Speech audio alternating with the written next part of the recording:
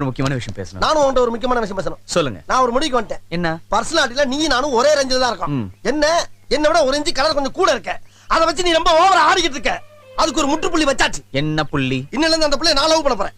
நீ லவ் பண்ணா 1 மாசம்யா, என் கலருக்கு 1 வருஷம், 11 மாசம் டிஃபரன்ஸ் தான். அந்த பொண்ணோட வாழ்க்கை. அவன் எதிர்காலத்தை பத்தி எனக்கு கவலை இல்ல. I want revenge. அண்ணே, அண்ணன்பா, அதனால தான் அடிச்சேன். தம்பியா இருந்தா கொன்னே போட்டிருப்பேன். ஏன் ரத்தவரி?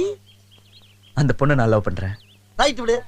நீ லவ் பண்ணா நான் லவ் பண்ணா எனக்கு மொத்தத்துல அந்த குடும்பம் உருப்படாம போணும். அதான் ஏன் லட்சியம். ஓய், நான் லவ் பண்ண அந்த குடும்பம் உருப்படாம போயிடுமா?